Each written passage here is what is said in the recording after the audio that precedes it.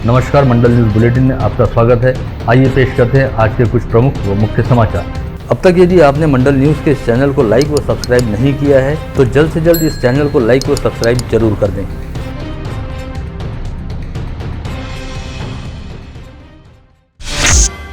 विधायक रवि राणा ने शिवसेना के उद्धव ठाकरे गुट पर हमला करते हुए कहा कि हनुमान चालीसा का विरोध करने के कारण भगवान श्री राम ने धनुष बाण के चुनावी चिन्ह को शिवसेना से छीन लिया है। साथ ही शिवसेना का नाम भी फ्रीज कर दिया है। यह सब भगवान के नाराज होने की वजह से हुआ और हनुमान चालीसा का विरोध करने का फल इस समय उद्धव ठाकरे भुगत रहे हैं। विधायक राणा ने याद दिलाया कि ठाकरे सरकार ने न केवल हनुमान चालीसा पाठ का विरोध किया था बल्कि उन्हें और सांसद नवनीत राणा को पुलिस के जरिए जेल में भी डाला था और राजद्रोह का अपराध भी दाखिल किया था। एक महिला जनप्रतिनिधि को 14 दिनों तक हनुमान चालीसा का पठन करने की वजह से जेल में डालने के चलते भगवान श्री राम और हनुमान जी ने उद्धव ठाकरे को श्राप दिया।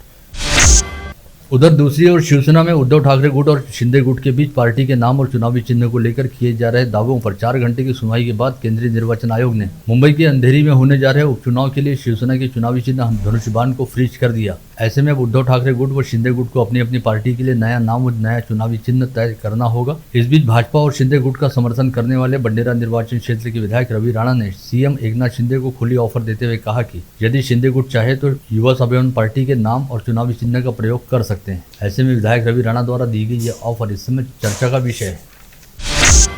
पहले 110 किलोमीटर प्रति घंटा की रफ्तार से दौड़ने वाली एक्सप्रेस रेलगाड़ियां अब 130 किलोमीटर प्रति घंटा की रफ्तार से दौड़ेंगी। इस बारे में मुंबई मध्य रेलवे सेफ्टी के कमिश्नर मनोज अरोरा का पत्र भुसावल डिवीजन को प्राप्त हुआ है, जिस पर अमल भी किया जा रहा है। ट्रेन की रफ्तार बढ़ने से यात्रियों को सफर में काफी आसानी होगी और अमरावती से मुंबई का सफर करते समय पहले जितना समय लगता था उसमें 1 घंटे के समय की कमी आएगी। बंडेरा रेलवे स्टेशन पर यात्रियों की सुविधा के लिए तीसरे ओवरब्रिज का निर्माण युद्ध स्तर पर हो रहा है। इस ब्रिज का लोकार्पण इसी वर्ष नवंबर माह में होने की संभावना है। मध्य रेलवे के महाप्रबंधक अनिल कुमार लाहौटी द्वारा इस ब्रिज का लोकार्पण किया जा सकता है। अमरावती के मॉडल रेलवे स्टेशन पर तैयार हो रहे वातानुकूलित बोगी रेस्टोरेंट का आज सांसद नवनीत राणा ने रेल अधिकारियों के साथ मुआयना किया। आगामी 1 पखवाड़े के भीतर यह रेस्टोरेंट नागरिकों की सेवा में उपलब्ध हो जाएगा। कई बड़े महानगरों के बाद अब अमरावती मॉडल रेलवे स्टेशन पर भी बोगी रेस्टोरेंट शुरू किया जा रहा है। बीते शुक्रवार 7 अक्टूबर को राजधानी नई दिल्ली में समूचे भारतवर्ष से पधारे शीर्ष संतों ने अखिल भारतीय संत समिति की उच्च स्तरीय बैठक में हिस्सा लिया, जिससे अमरावती से वास्ता रखने वाले अनंत श्री विभूषित जगत गुरु रामानंदाचार्य स्वामी श्री रामराजेश्वराचार्य महाराज उर्फ श्री समर्थ मौली सरकार द्वारा भी हिस्सा लिया गया। आगामी 24 व 25 दिसंबर को राजस्थान हितकारक मंडल द्वारा राजस्थानी समाज के विवाह योग्य युवक युवतियों के लिए वैवाहिक परिचय सम्मेलन का आयोजन किया जा रहा है। इस परिचय सम्मेलन की तैयारियां शुरू करने और कार्यक्रम को सफल बनाने हेतु किए जाने वाले कामों की रूपरेखा तय करने के लिए कल रविवार 9 अक्टूबर को रायरी प्लॉट स्थित अग्रसेन भवन में राजस्थानी हितकारक मंडल के पदाधिकारियों और सदस्यों की बैठक आयोजित की गई। राजस्थानी हितकारक मंडल के अध्यक्ष तथा मंडल न्यूज के संपादक अनिल अग्रवाल की अध्यक्षता में आयोजित इस बैठक में प्रस्तावित आयोजन को सफल बनाने हेतु किए जाने वाले कामों का ब्यौरा सबके सामने रखा गया और सभी लोगों से उनके सुझाव आमंत्रित किए गए। मैं चाहता हूं कि मेरा खुद का व्यक्तिगत मत है कि जो अपने बच्चों का विवाह राजस्थानी समाज में करना चाहते हैं, फिर उसमें कुछ मजबूरीवश भी हो सकते हैं। कई परिवारों में बच्चों की उम्र जो है वो 30, 35, 40 के ऊपर हो चुकी है। हम इस तरह के प्लेटफॉर्म पर इसकी चर्चा नहीं करना चाहते हैं, कोई करता भी नहीं है। मैं अभी अग्रसेन जयंती में हिंगोली गया था अतिथि के रूप में। वहाँ अग्रवाल समाज की एक बैठक उन्होंने रखी थी। उस बैठक में मैंने ये सारे विषय रखे तो एक बुजुर्ग उठ गए कि नहीं ये विषय आप कैसे प्लेटफॉर्म पे चर्चा कर सकते हो। मैंने कहा ये आपका मत हो सकता है, हमारा मत यह है कि इस पर चर्चा होनी चाहिए। उसमें 8 लोग सहमत थे कि चर्चा होनी चाहिए, 2 लोग असहमत थे कि चर्चा नहीं होनी चाहिए। फिर बहुमत से ये डिसाइड हुआ कि चर्चा हम करें। इसी का प्रयास हमने राजस्थानी हितकारक मंडल में शुरू किया है। अलग अलग जो समस्याएं हैं उन समस्याओं को निपटने का एक प्रयास राजस्थानी हितकारक मंडल का राजस्थानी वैवाहिक युवक युवती परिचय सम्मेलन, ये सबसे पहले समझना होगा। इस बैठक में राजस्थानी हितकारक मंडल के द्वितीय परिचय सम्मेलन को सफल बनाने हेतु विभिन्न कार्य समितियों का भी गठन किया गया और इच्छुक पदाधिकारियों को अलग अलग समितियों में विभिन्न कामों का जिम्मा सौंपा गया। दिसंबर माह में लगातार 2 दिनों तक आयोजित होने जा रहे इस परिचय सम्मेलन में अमरावती शहर व जिले सहित महाराष्ट्र तथा अन्य राज्यों के विभिन्न शहरों से वास्ता रखने वाले राजस्थानी समाज के विवाह योग्य युवक युवती व उनके अभिभावक शामिल होंगे, जिनके भोजन व निवास की व्यवस्था आयोजकों द्वारा महेश भवन में की जाएगी। ऐसे में कई दानवीर व महामना समाज बंधु इसमें अपना योगदान देने हेतु स्वयं विस्तृत रूप से आगे आ रहे हैं, जिनके द्वारा बाहर से आने वाले समाज बंधुओं के चाय नाश्ते व भोजन का जिम्मा उठाया जा रहा है। गतरोज स्थानीय किरण नगर परिसर स्थित नरसम्मा महाविद्यालय के प्रांगण में राष्ट्रीय स्वयंसेवक संघ की अमरावती महानगर शाखा द्वारा विजयादशमी उत्सव का आयोजन किया गया। इस अवसर पर प्रमुख मार्गदर्शक के रूप में संघ के अखिल भारतीय व्यवस्था प्रमुख मंगेश भिंडे द्वारा अपने विचार व्यक्त किए गए और उन्होंने संघ को देश व समाज हित में समर्पित संगठन बताया। इस आयोजन से पहले राष्ट्रीय स्वयंसेवक संघ द्वारा नरसम्मा महाविद्यालय के प्रांगण से भव्य पथ संचालन का आयोजन किया गया, जिसमें हजारों स्वयंसेवक संघ की पोशाक और लाठी धारण करते हुए शामिल हुए। यह पथ संचालन शहर के विभिन्न इलाकों से होकर गुजरा और सभी चौक चौराहों पर इस पथ संचालन का अमरावती शहर वासियों द्वारा भावपूर्ण स्वागत किया गया।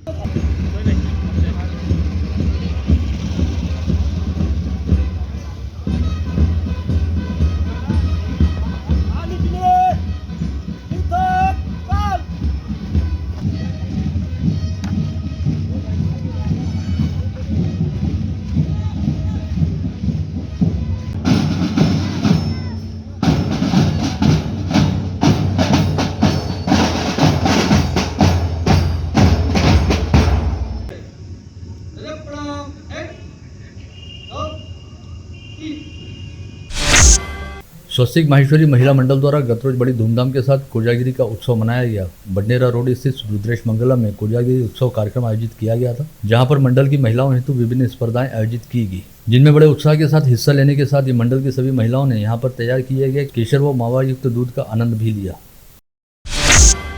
अमरावती अग्रवाल समाज अंतर्गत कार्यरत श्री अग्रवाल युवा संगठन द्वारा श्री अग्रवाल जागृति महिला मंडल व श्री अग्रवाल सखी मंच के सहयोग से गतरोज अग्रवाल समाज बंधुओं हेतु टैगोर चौक स्थित सत्यनारायण देव स्थान में रात 8 बजे से मध्यरात्रि 12 बजे तक कोजागिरी उत्सव का आयोजन किया गया था। बेहद पारिवारिक माहौल में आयोजित इस कार्यक्रम में अग्रवाल समाज के सभी महिला, पुरुषों व युवकों ने शामिल होकर कोजागिरी नाइट का आनंद उठाया।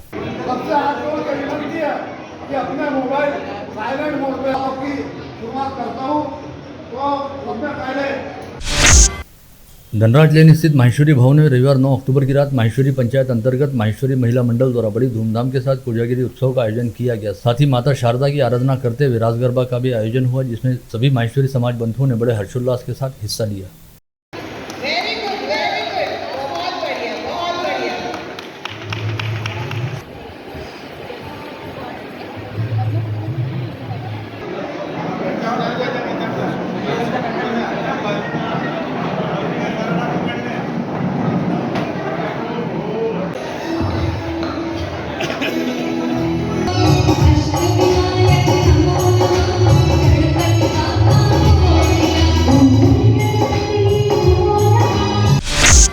शिव टेकड़ी परिवार, अमरावती महानगर पालिका, मराठी विज्ञान परिषद, इंडियन कल्चरल हॉलिडे स्कूल, युवा शक्ति संगठन तथा उत्कर्ष वेलफेयर फाउंडेशन के संयुक्त तत्वाधान में शिव टेकड़ी पर 8 अक्टूबर से 10 अक्टूबर तक 3 दिवसीय कोजागिरी कार्यक्रम का आयोजन किया गया, जिसके तहत खगोलविदों द्वारा यहां पर उपस्थित होने वाले लोगों को अत्याधुनिक दूरबीन के जरिए चांद का बेहद पास से दर्शन कराया जा रहा है। साथ ही चांद के बारे में आवश्यक जानकारियां भी दी जा रही है। इस 3 दिवसीय उपक्रम के दूसरे दिन रविवार 9 अक्टूबर को यहाँ बड़ी धूमधाम के साथ कोजागिरी का पर्व मनाया गया। इस समय पूर्व पार्षद दिनेश भूप, पूर्व महापौर विलास इंगोले, मनपा के पूर्व नेता प्रतिपक्ष बबलू शेखावत तथा पूर्व सभागृह नेता तुषार भारती की प्रमुख उपस्थिति में विभिन्न उपक्रम हुए। इस वर्ष संत गाडगेबाबा अमरावती विद्यापीठ के युवा महोत्सव को आयोजित करने का सम्मान श्री शिवाजी कला व वाणिज्य महाविद्यालय को प्राप्त हुआ है। ऐसे में महाविद्यालय के प्राचार्य तथा महोत्सव के मुख्य संयोजक डॉक्टर रामेश्वर भिसे द्वारा शिवाजी महाविद्यालय में बुलाई गई पत्रकार परिषद में बताया गया कि महाविद्यालय और देश के अमृत महोत्सवी वर्ष के निमित्त मिला यह सम्मान महाविद्यालय के लिए अपने आप में बेहद उपलब्धिपूर्ण है और इस आयोजन के चलते 12 अक्टूबर से अगले 5 दिनों तक श्री शिवाजी कला व वाणिज्य महाविद्यालय में अमरावती संभाग के युवा छात्र छात्राओं का मेला लगेगा। संत गाडगेबाबा अमरावती विद्यापीठ आणि श्री शिवाजी कला वाणिज्य महाविद्यालय अमरावतीच्या वतीनं हार्दिक स्वागत। 12, 13, 14 आणि 15 या 4 राहुरीला इथं धनुष्य राहणार आहे आणि त्यानंतर सेंट्रल झोनला ही 48 विद्यार्थ्यांची चमू, त्याचा एक सराव या ठिकाणी 1 महिन्याचा किंवा 15-20 दिवसाचा सराव होऊन ही पुढे काम करणार आहे। मला असं वाटतं आपलं फार मोठं योगदान विद्यापीठाच्या एकंदर वाटचालीमध्ये असतं फार विद्यापीठाचा प्रसिद्धी देण्यासाठी, आमच्या विद्यार्थ्यांचं कौतुक करण्यासाठी आणि विद्यापीठामध्ये होत असलेल्या सगळ्या उपक्रमाचे आपण साक्षीदार आहात. हाही सोहळ्याचे आपण प्रत्यक्षदर्शी साक्षीदार होणार आहात या शंका नाही.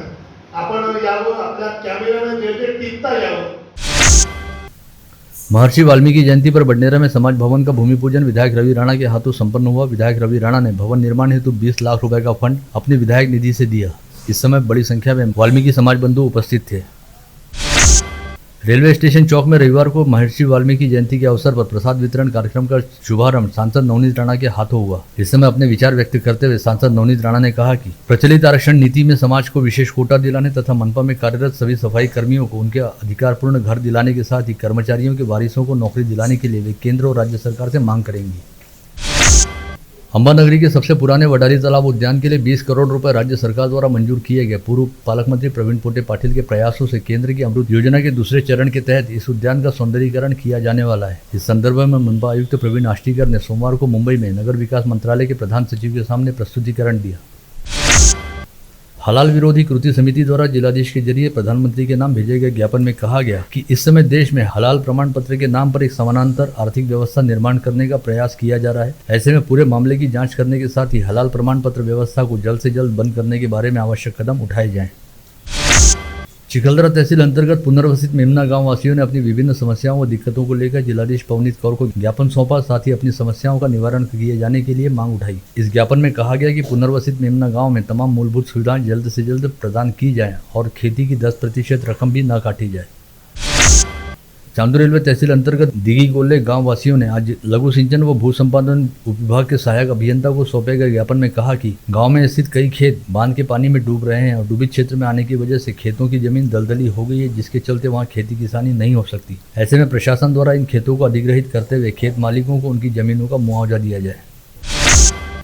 बोरगांव दोरी गांव की दलित बस्ती में रहने वाले नागरिकों द्वारा जिलाधीश को सौंपे गए निवेदन में कहा गया कि गांव की दलित बस्ती में मूलभूत सुविधाओं का पूरी तरह से अभाव है और इन समस्याओं की प्रशासन द्वारा अनदेखी की जा रही है। अतः प्रशासन द्वारा जल्द से जल्द इस ओर ध्यान देते हुए दलित बस्ती में मूलभूत सुविधाएं उपलब्ध कराई जाए।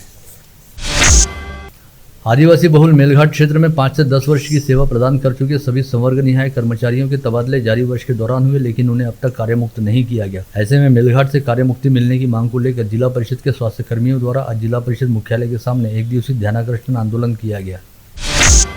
बाल विवाह मुक्त भारत अभियान के जिला संयोजक बंडू आंबटकर ने जिलाधीश पवनीत कौर से आगामी 16 अक्टूबर को गांव-गांव में दीप जलाकर बाल विवाह रोकने की जागृति करने की अपील निवेदन सौंपकर की।